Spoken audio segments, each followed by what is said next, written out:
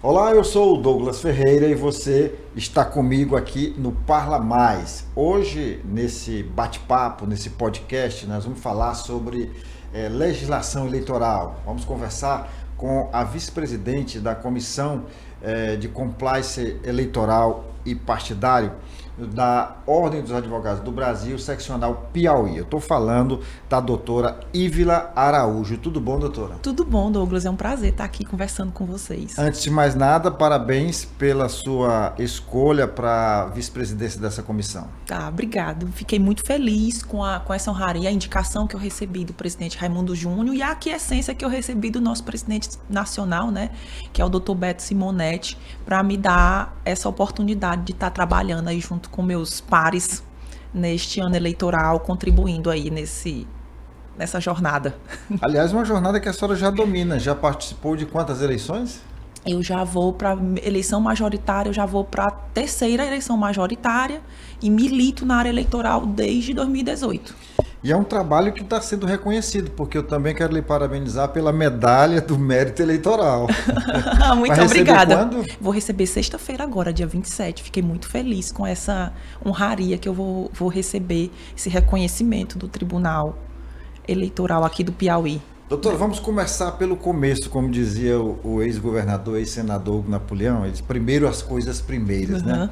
Explica pra gente, a senhora está assumindo uma comissão na OAB, que é a Comissão de Compliance Eleitoral e Partido, né? E partidário. Partidário. O que significa compliance dentro desse contexto? O que é compliance, na verdade? Sendo bem simplória, bem rasteira, significa a preparação. O compliance, ele vem para trazer para dentro do direito eleitoral tanto a parte de conversação, ou seja, a gente vai se preparar com bastante antecedência, preparação, organização e a questão de não judicializar tanto as situações, mediar, arbitrar, basicamente dentro dessa discussão. Organizar as regras do jogo. Isso, organizar as regras do jogo entre os players, sem ter que levar à judicialização das ações. Então, entra muito dentro do sentido de organizar, planejar, mediar e até certo ponto arbitrar situações em que os pares vão chegar a determinados acordos de que vão cumprir as regras da seguinte forma. Isso não tem que chegar até o judiciário, às margens de uma decisão judicial que possa vir a trazer prejuízos para a população. Porque se todo mundo seguir as regras, por que judicializar? Por que judicializar? Né? Então, o compliance vem trazendo isso, que é um pensamento novo, tanto para a administração pública como um todo, como para a seara eleitoral. Essa parte de mediar as situações antes da gente chegar ao ponto, porque a gente realmente hoje vive uma circunstância que, por conta da polarização, a gente vive uma realidade de judicialização das campanhas eleitorais. E como é que a OAB entra nessa história?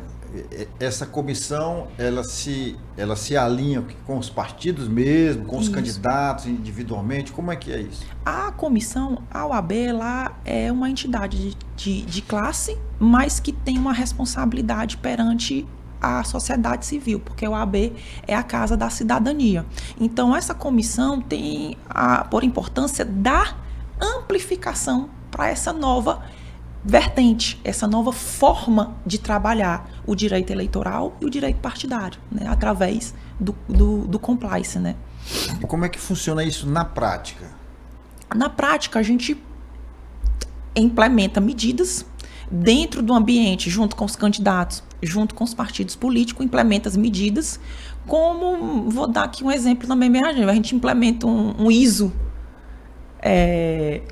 medidas, né, parâmetros e métricas a serem cumpridas, e também quando houver algum tipo de desentendimento, algum candidato esteja praticando uma determinada ação que o outro entende que está trazendo prejuízo para a isonomia daquela relação, seja no ambiente de pré-campanha, seja no ambiente de campanha, antes de haver a judicialização, haver uma mediação dessa situação, uma conversação prévia para que a solução da situação seja tomada ali, entre os próprios players que estão jogando, e não entre o judiciário ter que decidir a favor de um ou de outro.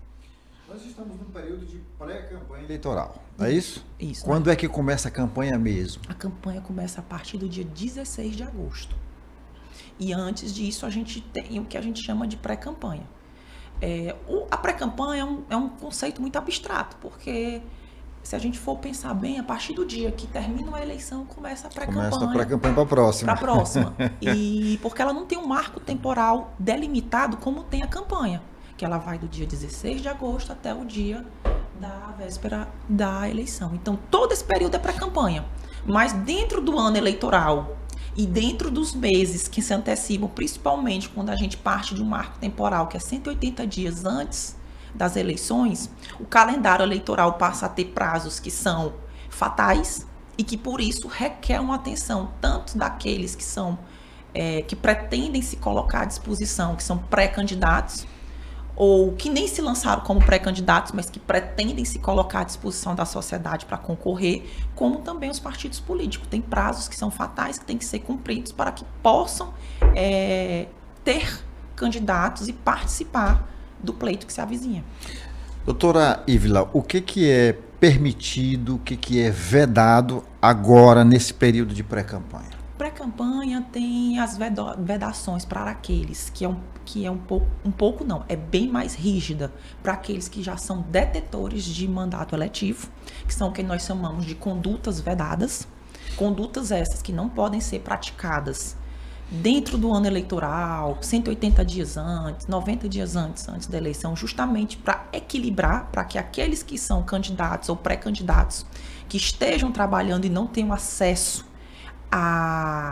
o âmbito público, a máquina pública, possa haver uma igualdade de oportunidades, né? Uma isonomia na apresentação da disponibilidade de concorrer, como também tem o que a gente chama de atos permitidos na pré-campanha, que isso é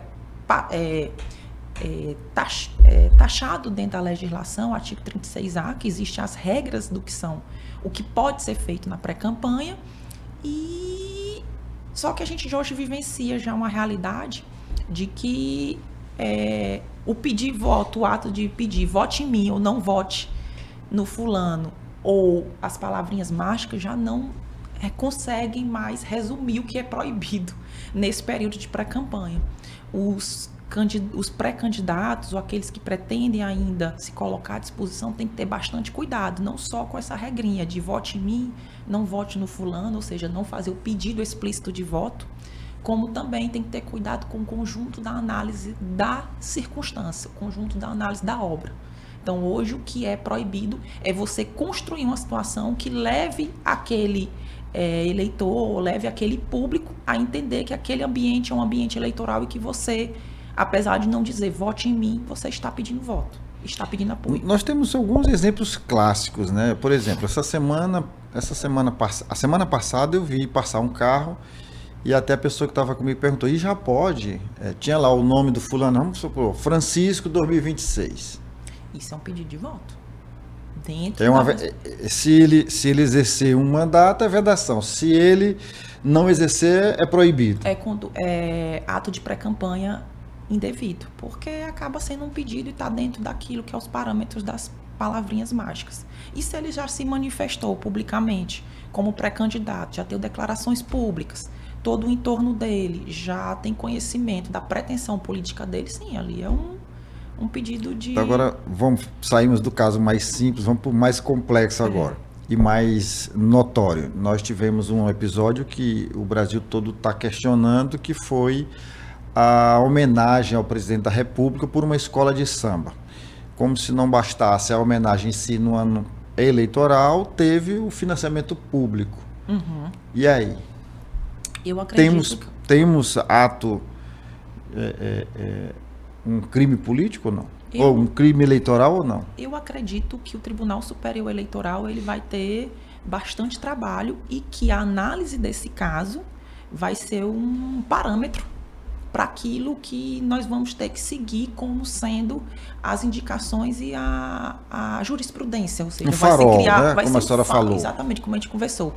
A análise desse caso pelo Tribunal Superior Eleitoral vai servir como farol para o que daqui para frente são os limites. Porque como a gente estava conversando, o brasileiro é um caso a ser estudado, porque a criatividade do brasileiro para fazer ato de pré-campanha é incrível. E então a justiça é muito dinâmica, e por isso que eu digo, o direito eleitoral é apaixonante por causa desse dinamismo. Então, eu confesso para você que eu já analisei as circunstâncias, eu não tenho uma opinião formada, 100%, porque aquilo que a gente estava conversando anteriormente, tem muitos pontos a ser considerados e muitos pontos, mas se o Lula me contratar, eu defendo eles. Se a oposição me contratar, eu defendo elas. Porque são muitas circunstâncias, são muitos detalhes, são muitos nuances que precisam ser analisados para que a gente chegue a uma conclusão final sobre se houve ou não ato de pré-campanha vedado, né? Porque a pré-campanha ela é permitida, ela não pode ser feita, cometida de forma indevida.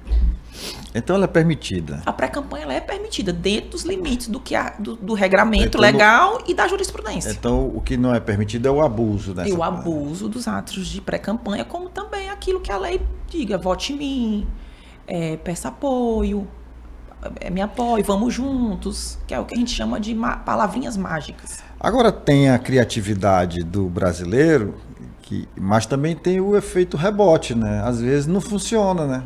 Exato, porque aquilo que eu te coloquei, existe muito do que é se colocado como fato político e fato eleitoral.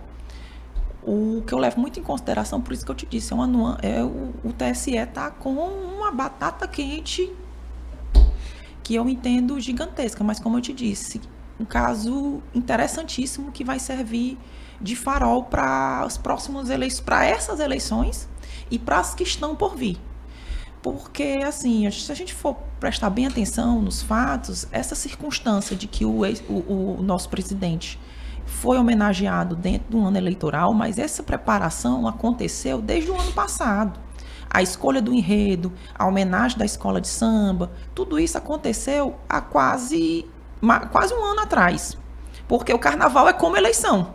Terminou o período de carnaval, já começa a preparação para o ano que vem. Começa outra, né? E assim, quando você coloca e visualiza as judicializações e o acirramento da discussão do fato, só aconteceu na véspera do período do carnaval, ou seja, que é uma festa da cultura popular.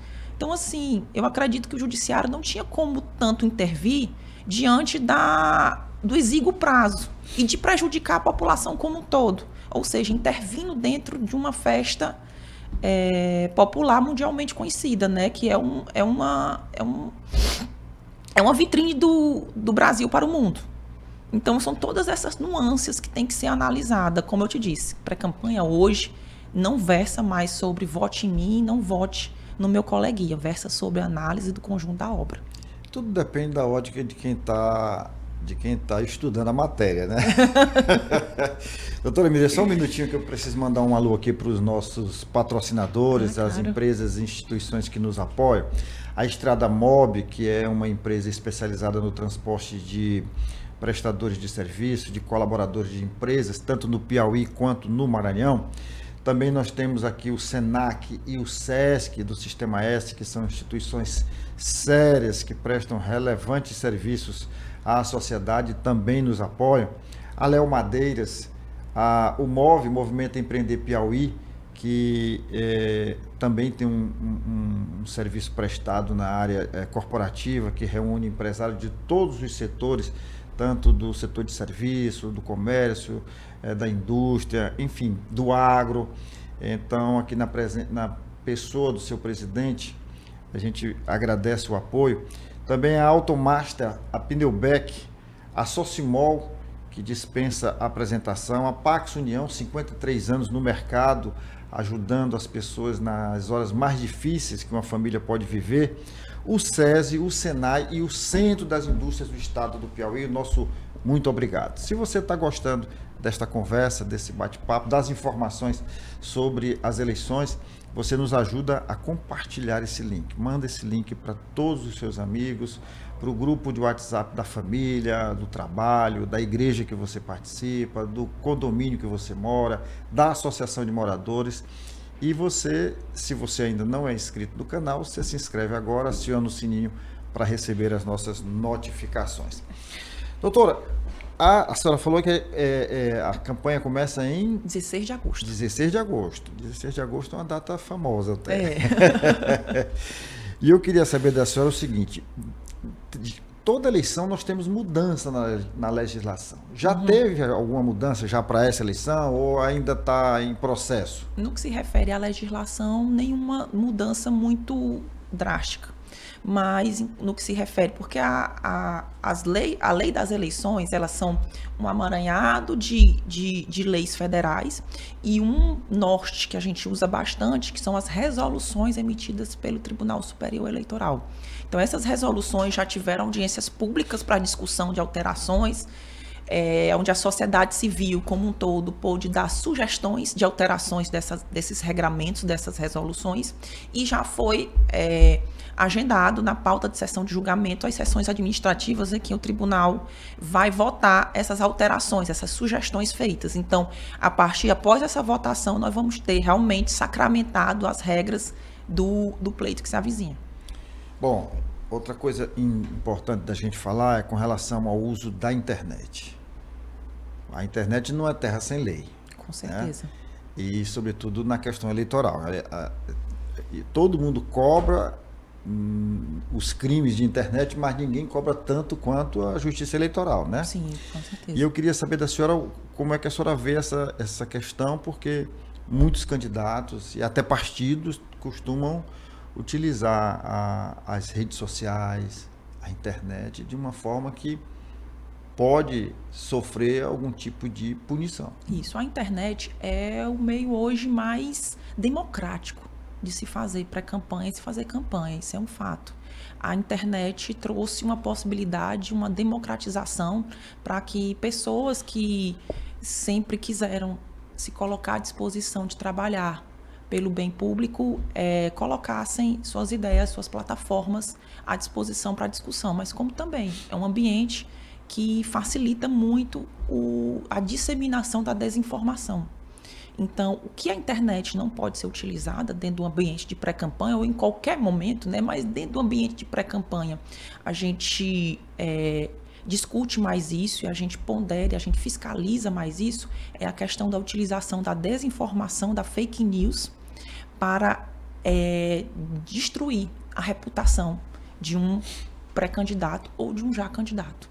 E hoje, os atos de desinformação, as fake news e as mentiras que são contadas na internet podem sim ser utilizadas de uma forma que mexa com a isonomia, que traga um prejuízo para aquele que foi vítima desse ato de desinformação, pode vir a gerar realmente a cassação do mandato daquele que foi o causador da disseminação dessa desinformação. Então tem que ter bastante cuidado, principalmente com o uso da inteligência artificial, porque ela é um facilitador. Era outra coisa que eu ia tocar no assunto. É um facilitador muito grande. Os candidatos têm que usar desse formato de facilitar a forma de você fazer campanha.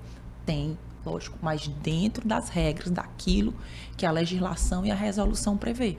Nunca para fazer ou causar danos ao coleguinha, sempre para exaltar as suas qualidades pessoais. E quando um candidato ou um partido utiliza desses meios contra os seus adversários, mas não diretamente, através de um cabo eleitoral, através de um... Hoje a internet, os meios de análise de cadeia de custódia, eu posso te dizer, Douglas, é possível sim que uma investigação, e não precisa hoje ser muito aprofundada, que nós conseguimos chegar aos autores. Isso é fato. Então, a internet, apesar dela transparecer dessa fachada de que é um ambiente em que o anonimato é facilitado, existem mecanismos e a Justiça Eleitoral, ela tem um alinhamento muito presente, ela tem trabalhado de forma muito incisiva nessa parceria com as plataformas digitais, com a parceria, principalmente o STF também teve uma atuação importantíssima ao modificar o entendimento do artigo 19 da Lei do Marco Civil da Internet, em que relativizou a responsabilidade das plataformas digitais pelos conteúdos nela divulgados. Então, basicamente, não é só quem coloca o conteúdo, as plataformas podem ser. Então, isso pode trazer uma alteração muito grande nessa perspectiva e nesse alinhamento, porque eu não gosto de falar da palavra controle. Controle é uma palavra que eu reputo muito forte. Então, a internet, os atos na internet, os candidatos não podem ser controlados. Remeter mas censura, tem que né? censura, e não é isso que nós queremos trazer. É trazer a sensação que é um ambiente seguro. É um ambiente em que eu estou sendo visto e estou sendo fiscalizado, os meus atos. É mais ou menos essa sensação que as pessoas que trabalham dentro desse ambiente, né, que pretendem utilizar o ambiente da internet para fazer pré-campanha, para fazer campanha, tem que ter consciência. Nós falamos aqui do calendário eleitoral, que é super importante. Eu até brinquei dizendo que é mais fácil fugir da morte do que fugir dos prazos eleitorais. Exatamente. Né? A desincompatibilização é a partir de quando? Para quem ocupa cargo público, né? Assim, o regramento geral, nós temos regras que 180 dias antes da eleição, ou seja, 6 meses antes, temos regras 4 meses antes e temos regras 90 dias antes. Então, depende muito do cargo e da função que você ocupa. É um marco que é importante a gente estar bem ajustado, que é o ato de estar afiliado, que é o que eu vejo mais acontecer, que Douglas. É um ano antes, né? 6 meses. 6 meses antes da eleição? 6 meses antes da eleição. Tem que estar filiado ao partido político que vai concorrer, porque ele pode estar filiado a um partido político, mas se ele não passar na convenção do partido, ele não vai poder ser candidato. É verdade. Mas eu achava que era um ano, mas mudou para 6 meses. Mudou para 6 meses. Já tem um tempinho. Antigamente, realmente, era um ano. No tempo que eu fui candidato. Já faz muito tempo. Quase mais de 30 anos. Bom, e comunicador, na verdade, é menos tempo, né? É menos tempo. O comunicador... 2 meses, eu acho ou 90? Não, eu acho que é 90 dias. Não, na verdade, o comunicador, ele tem uma data que ele é muito específica, que não entra nem entre 120 e 180 dias. É uma data, se eu não me engano, é 14 de junho. Eu não tô...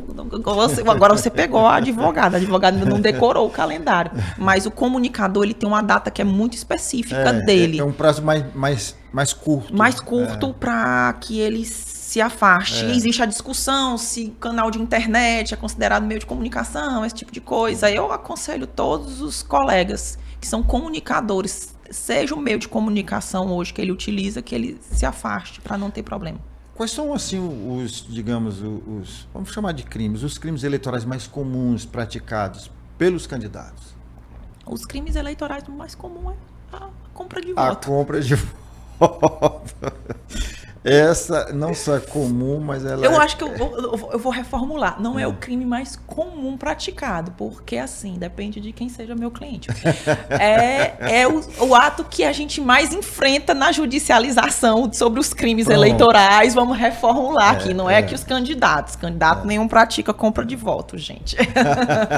Mas é o crime que a gente mais tem incidência de analisar junto da Justiça Eleitoral. Acaba sendo a compra de voto, a compra de apoio, né? Seja através da compra efetiva de dinheiro, efetivamente, ou da promessa de uma benfeitoria, de um ato, de uma consulta médica, uma cirurgia, esse tipo de coisa.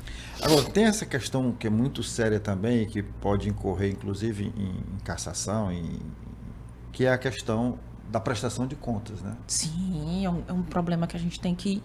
na verdade, está se afunilando essa perspectiva de análise da prestação. Porque o que é a prestação de conta? Desde o momento em que os candidatos passaram a ter um financiamento quase que 100% público, o dinheiro que financia as campanhas é dinheiro público.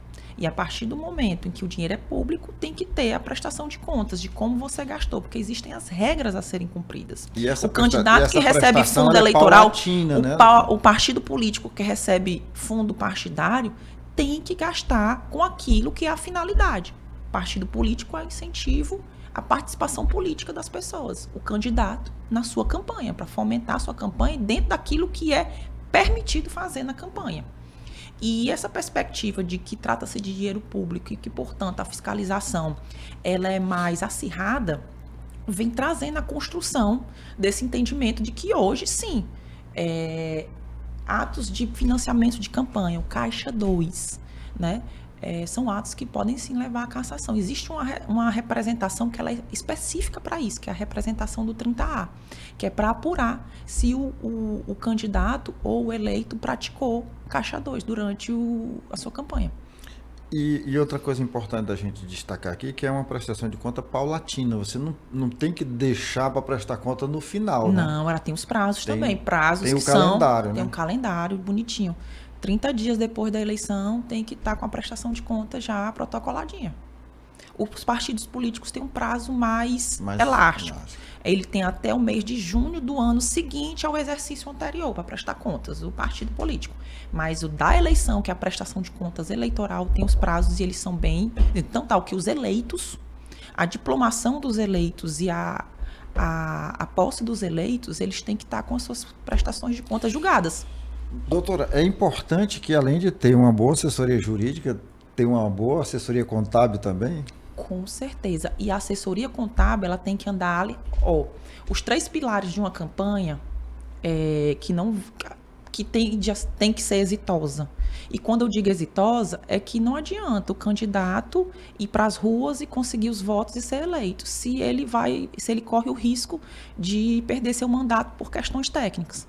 Então, o marketing, são os 3 pilares da campanha que o candidato tem que ter bastante atenção e tem que ter uma assessoria qualificada para trabalhar na parte eleitoral. É o marketing, a contabilidade e o jurídico. Os 3 têm que andar de mãos dadas.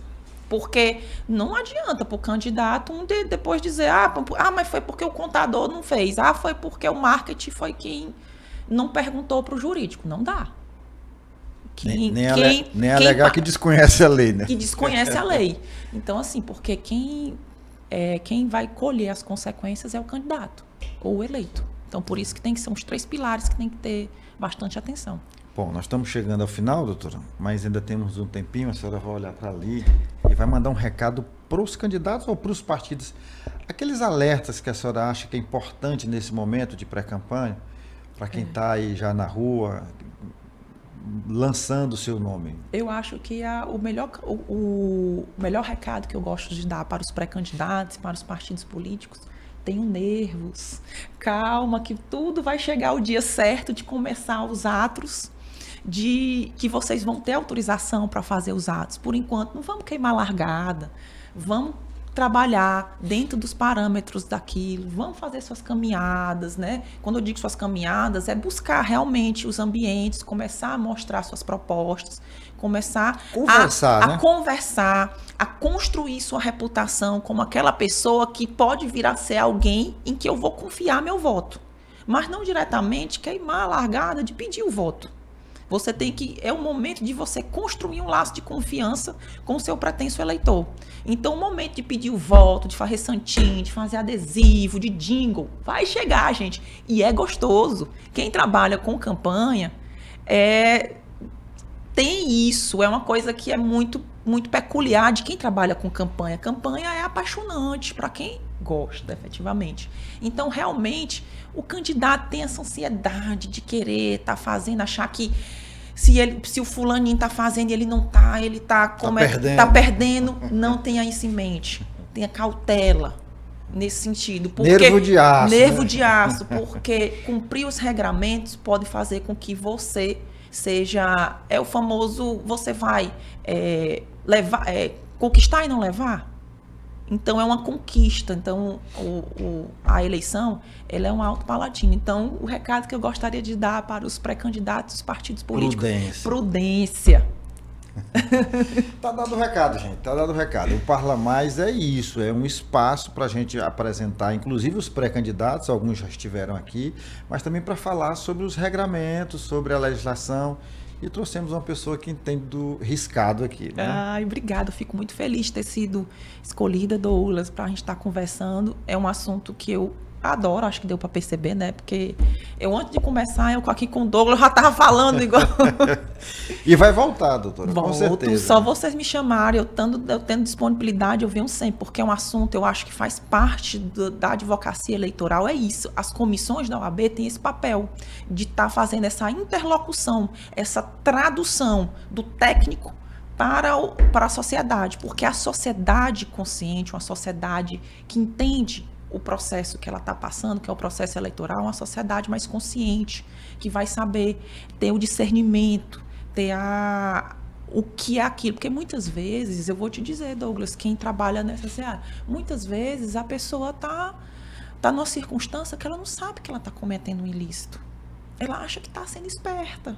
E entre aquilo de você estar cometendo um ilícito, ter o que a gente chama de dolo, a intenção, e de você estar achando que está sendo esperto, existe uma diferença. Que muitas vezes o esclarecimento, a gente conversar com a pessoa, traz para ela essa amplitude, essa luz, e ele acaba não cometendo essa infração, porque nunca foi a intenção dele de burlar a regra. A intenção dele é de promover ações sociais, é de promover atos que vão trazer benefícios, de contribuir, né, para a população. Vou dar um exemplo, por exemplo, muitas pessoas têm um afã de distribuir cestas básicas, mas quem tem pretensão de ser pré-candidato tem que ter os cuidados. Então, por exemplo, a ação, ela é legítima, ela é plausível dentro de uma realidade que a gente vive. Poxa, só porque eu quero ser candidato, eu vou ser proibido de fazer o que eu já fazia? O que eu já fazia? Então, determinados detalhes que a gente tem que se adequar, né? Adequar, exatamente. Doutora, muito obrigada. A gente conta com a sua audiência hoje, amanhã e sempre. E a gente se encontra na próxima semana. Obrigado, doutora. Obrigada, isso digo eu, Douglas. Foi um prazer. Tchau.